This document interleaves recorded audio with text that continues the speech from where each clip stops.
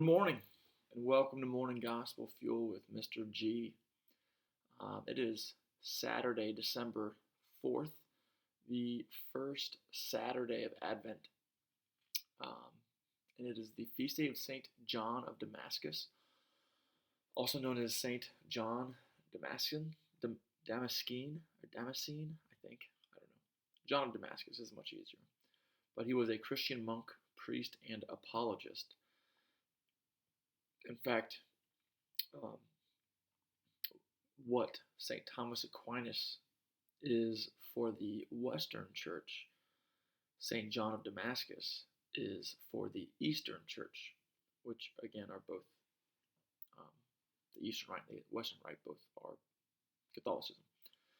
Um, the Western Rite is just purely Roman Catholicism.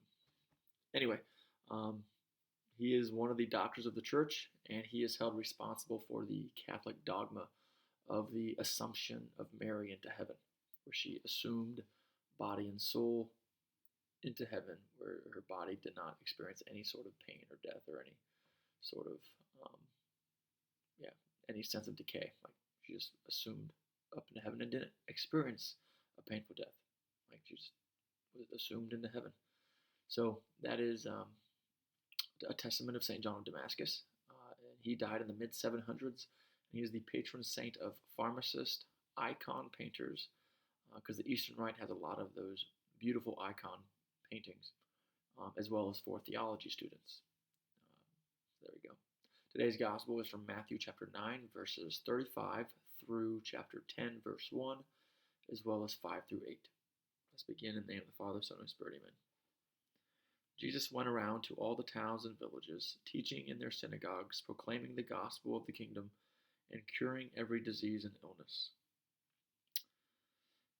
Then he summoned his 12 disciples and gave them authority over unclean spirits to drive them out and to cure every disease and every illness.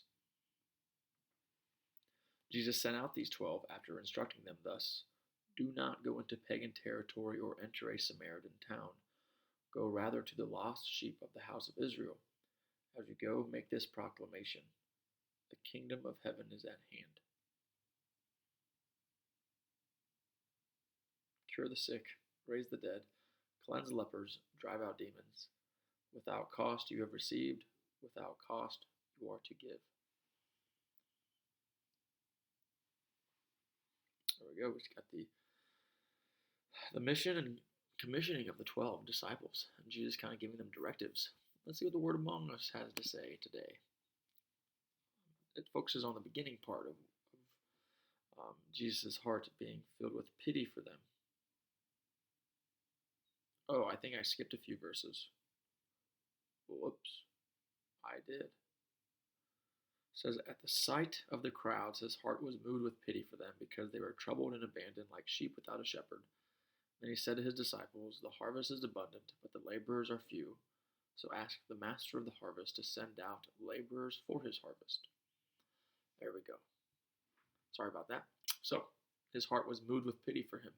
When Jesus saw the crowds in the towns and villages he visited, he was moved.